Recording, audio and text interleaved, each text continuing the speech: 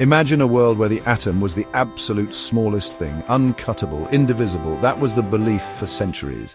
But then came J.J. Thomson, a physicist from England, a professor at the University of Cambridge. He wasn't just any professor, he was a seeker, a questioner, someone who looked at the accepted truths and wondered, is that all there is? His mind, brimming with curiosity, was about to take humanity on a journey deep inside the atom to a realm no one even knew existed. This was the late 19th century, a time of great scientific excitement. The air was electric with discovery. Literally, scientists across Europe were captivated by the newly harnessed power of electricity. They were exploring strange new radiations. Wilhelm Röntgen had just stumbled upon X-rays in 1895, those ghostly images that could peer through flesh. Radioactivity was just around the corner. It was a period of intense exploration, like sailing into uncharted cosmic waters. J.J. Thomson was at the heart of this scientific whirlwind, working at the renowned Cavendish laboratory. He was particularly intrigued by a phenomenon known as cathode rays, mysterious glows that appeared in vacuum tubes when electricity passed through them. What were these cathode rays? That was the big question, the mystery that fueled scientific debates. Some physicists thought they were a form of wave, perhaps like light, an electromagnetic disturbance rippling through the ether. Others argued they must be streams of tiny particles fired like miniature cannonballs from the cathode, the negative electrode in the tube. The arguments were passionate, the evidence scarce. Thomson, however, wasn't one for mere speculation. He believed in the power of experiment. He decided to put these elusive rays to the ultimate test, to force them to reveal their true nature. Thomson was a brilliant experimentalist. He didn't just dream up theories, he got his hands dirty. He built his own apparatus with meticulous care. He understood that the answers to grand questions often lay hidden in the careful measurement of small effects. He sensed that these cathode rays held a vital clue, a key to understanding not just electricity but the very fabric of matter itself. His quest was driven by that fundamental human urge to know, to understand our universe. Little did he know he was on the precipice of a discovery that would forever change our view of reality. So let's journey into Thomson's lab, the star of the show, the cathode ray tube. Picture this, a specially crafted glass tube from which most of the air had been painstakingly pumped out. Sealed within this tube were two metal plates called electrodes. One was the cathode, negative, and the other, the anode, positive. When a very high electrical voltage was applied across these electrodes, something extraordinary happened. A beam shot from the cathode towards the anode. This beam made the glass at the far end of the tube glow with a faint fluorescence. These were the cathode rays. Thomson was determined to interrogate these rays. He ingeniously modified his cathode ray tube. Inside he placed two parallel metal plates. He could apply a voltage to these plates, creating an electric field between them.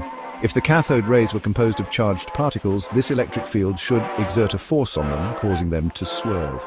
The beam bent, curving towards the positively charged plate. This was a profound revelation. It was clear evidence. These cathode rays were made of something that carried a negative electric charge. A fundamental piece of the puzzle had just clicked into place.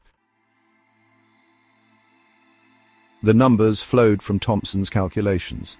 This charge-to-mass ratio, EM, was the treasure he sought. And when he derived its value, it was simply astounding. The EM ratio for these cathode ray particles was over 1,000 times larger than the EM ratio for the hydrogen ion. The hydrogen ion, essentially a proton, was the lightest known particle at that time. This huge disparity in the EM value meant one of two things. Either these new cathode ray particles carried an extraordinarily large electric charge, or their mass was incredibly tiny. Thomson deeply pondered this extraordinary result. The idea of a particle carrying a charge thousands of times greater than the fundamental unit seen in ions seemed highly improbable, but the alternative, that these particles possessed a mass far, far smaller than that of a hydrogen atom, this was a radical, revolutionary concept. Yet, it was the conclusion that the experimental evidence strongly supported. He boldly proposed that these cathode ray particles, which he initially termed corpuscles, were indeed subatomic components from within the atom itself. What made Thomson's findings even more compelling was their universality. He meticulously repeated his experiments, changing the variables. He used different metals to make the cathode: copper, platinum, aluminum. He introduced different types of residual gases in minute quantities into the vacuum tube, and every single time, regardless of the material of the cathode or the nature of the gas, the charge-to-mass ratio of these corpuscles remained stubbornly, consistently the same.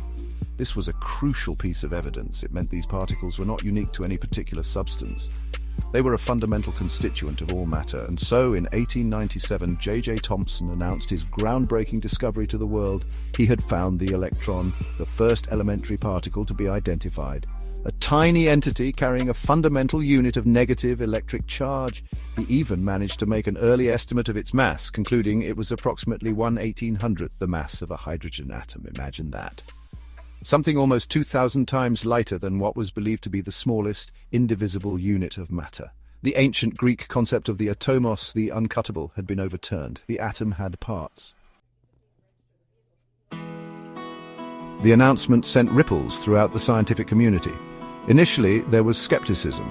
The idea that the atom was not indivisible was a profound shift in perspective. It was like being told the Earth wasn't flat, but a sphere. But J.J. Thomson's experimental work was impeccable. His data was robust. Gradually, as other scientists replicated his experiments, the existence of the electron became an accepted fact. A new era in physics had dawned.